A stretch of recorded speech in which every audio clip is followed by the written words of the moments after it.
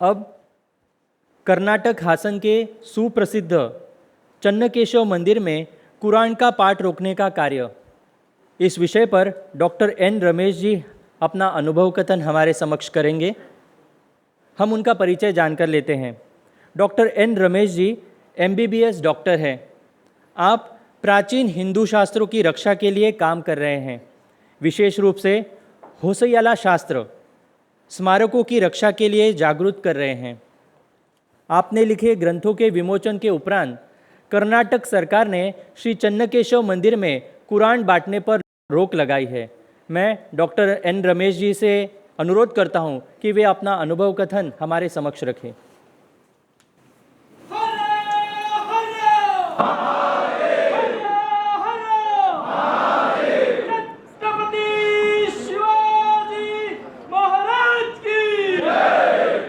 सारे बड़े बड़े लोग हैं, सन्यासियों भी उनका चरणों के मैं प्रणाम करता हूँ। मुझे का क्षमा करो, मुझे का हिंदी अच्छा नहीं है, इसलिए मैं इंग्लिश में बात करता हूँ। First of all, I would like to thank the organizers for having invited me for such a great conference for an average man like me to be a participant in this great conference of creating a Hindu Rashtra, where I am one of the part of this conference. I feel very proud of it. ये बेलूर है, बेलूर में एक बड़ा temple है, वो श्री चन्नकेशव स्वामी temple. Chennakeshwa, there's a wonderful idol or built by the Hoysalan sculpture. The temple is so beautiful, इतना सुंदर है, इसलिए वो called Channa. Channa means beautiful, good. इसलिए वो करता है वो चन्नकेश्वर टेम्पल। उधर में सारे every year युगादि के बाद में 12th day of the Yugadi, there is a festival goes, Rathotsava. And that is a 2-day festival. Around 5 to 10 lakh people will come. What happens in that festival is, before starting the Rathotsava, one Maulvi comes and recites Quran.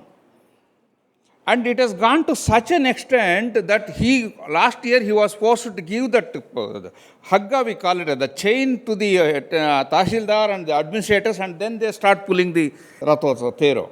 To that extent it went. And there are many Hindu organizations who protested against this, and let us see where it comes. To understand the whole sequence, you have to go back to the history of this temple, the great Sri Channakeshwar temple of Belur in Karnataka. I'll just go back to the history in 2 minutes, sir. The Hoysala dynasty was started somewhere in the year 940, 950 year in a place near Mudikere in Sakleshwar, near Mudikere in Chikmagalur Taluk. There is a story where a Sala was a local warrior hero. When there was some jatra was going on, and Sudatta Muni was there. He was a sage.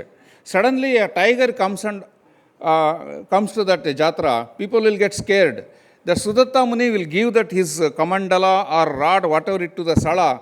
Poi Sala. He hit Sala. So Sala single-handedly goes and tears that tiger into pieces and kills the tiger. And that word, what the Muni said, Hoysala, is converted into Hoysala, and he established a dynasty. This Hoysala dynasty is a combination of Dharma Shakti or Kshatra Shakti. So the blessings of sage Sudatta Muni was there, and he went on. Beginning he was a Palagar. But afterwards he became, in the time of the Vishnuvardhana time, they became a king. So they established kingship. You can see in the present day Indian map, you can see the extent of the Hoysala empire. They are the patterns of the Sanatana Dharma, art, culture, tradition, everything.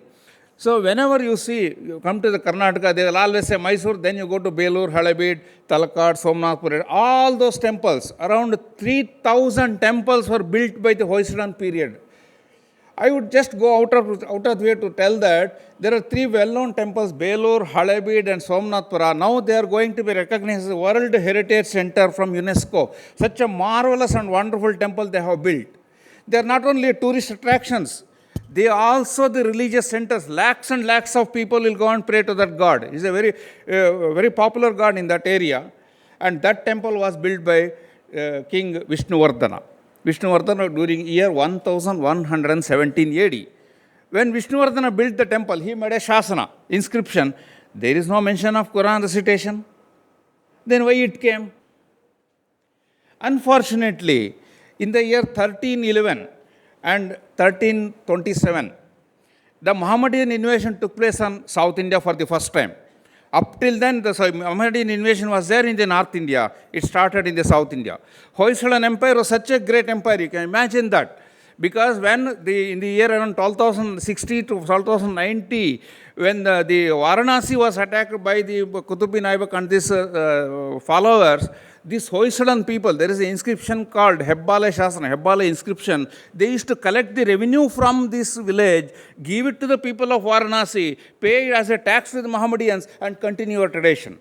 They have to collect every year 641 gadanias. Out of that, 431 gadanias were given to the Muslim rulers as a tax, what they call as jizya. And the rest of the money was given to the Lord Vishweshwara for the Deepa, etc. All the rituals, etc. They used to do. That was the greatness of the Hoysala Empire. Such an empire was invaded in the 1311 by Malik Kafur, the general of Alauddin Khilji, and again in 1327 by Muhammad bin Tughlaq, and they invaded the entire South India. Most of the well-known temples, be it the Tiruchi, Tiruchinappalli, Rameshwaram, Madurai, or Belur, they were razed. The Mohammedan rule started in South India.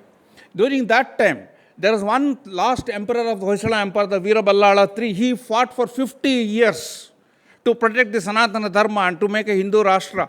He could not succeed. He dies in 1342. But meantime, by the Ashirwad of sage Vidyaranya, two great warriors, Hakka and Bukka, one more empire starts. That is the Vijayanagara Empire in 1336. That protects the entire South India from the Mohammedan invasion. The first work of the Vijayanagara Empire was to rebuild the Hindu culture. After settling down within 30 to 40 years, they tell you rebuild entire South Indian temple, be it a Madurai, Rameshwaram, Tiruchi or a Belur.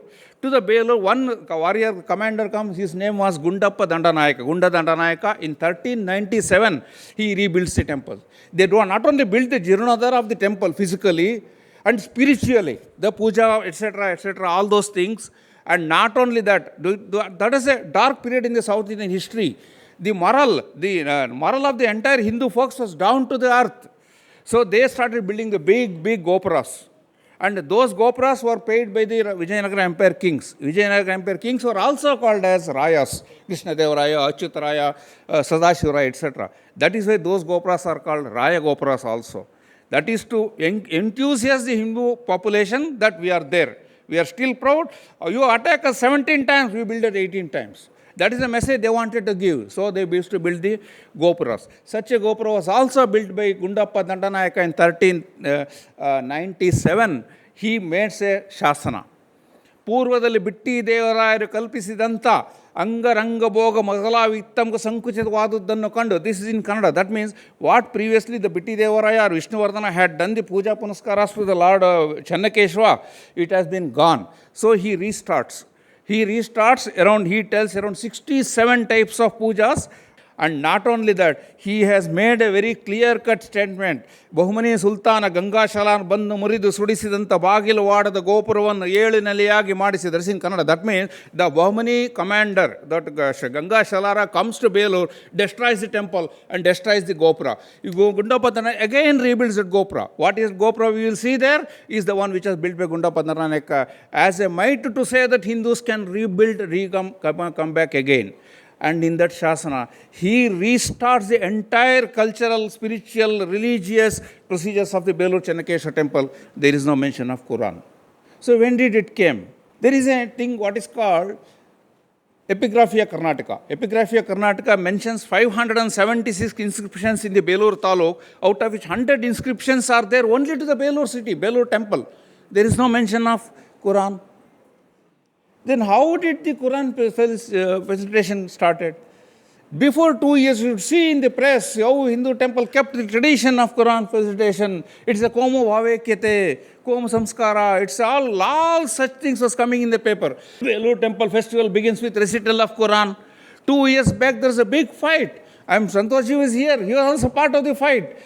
Finally, the DC came and said, look, it is not possible to stop Quran recitation. It is written in the manual. This is the message the DC, the Tahsildar, etc. said, there is written in the manual. Then I started looking, when was the manual written? Manual was written in 1931-32. I started digging again. From the year 1117 to 1931, there is no mention of Quran. It is the same religious people who came and plundered and destroyed the Hoysalan Empire, the entire Sanatana Dharma. It was rebuilt and recaptured again by formation of Vijayanagara Empire. Again in 1931, they have started this procedure in the manual. In this, what is that? It is a complete misguiding the Hindu population. I have gone through that manual. It is complete glorifying the Islamic ruler. I'll tell you one example. It is written in Kannada. There is one Kalasha. There is a temple, Gopura. There is a Kalasha. Kalasha will be rebuilt by King Naloji Krishnaraja Wadiyar, King Wadiyar IV of Mysore, by one local administrator. For that, at that time, Hyder Ali was ruling, the de facto ruler. They said, Hyder Ali built this temple, this Kalasha. So Muslims are working for this. So like that, they started building all unwanted things. There is one, this thing, Yam Shaivam Upasate, Shiva Iti, Brahmeti, Deva, Vedantana, etc. I don't want to read, waste time. That means this Keshava represents what Shiva is for Shaivas, what Vishnu is for Vaishnavas, what Buddha is for Bauddhas, what Niyamka for Jainas, etc. It doesn't say about a foreign religion, foreign culture. It is written in 1397, this culture represents only the Indian culture temple. So how to stop Quran recitation? After I read it for 2 years, then I thought, I'm an ordinary person, I'm not a political person or a big man. So I thought, I'll write a book on that. So I'll write a book and release the book. Release the book. The reason is to educate the public. Tell that this is the fact. Up till then, this used to tell, look, it is written in the manual, you can't stop. It is written there, that is the procedure you have to follow. From how many days is going on? Many years. What many years? 1931. I released the book in district place and in front of temple at the lotus feet of Lord Channakesha also I released the book. Once the release of this book was released, the public opinion started building up. All pro-Hindu organizations joined the hand, then they started opposing. Once the matter became public, government is under pressure. See, we are not asking anything. You want to do Quran, you do it in Masjid or whatever, wherever place you are. This is not a place for Veda mantra, etc., etc. This is not a place for that. Finally, the conclude, it was forced that Quran not be recited in front of the Belur Rathotsava. In 1928, there was the first communal clash in Bangalore. That is called Ganapati Galabe. That means to say there was a government school, there was a small Ganesha idol which was known as Vidya Ganapati.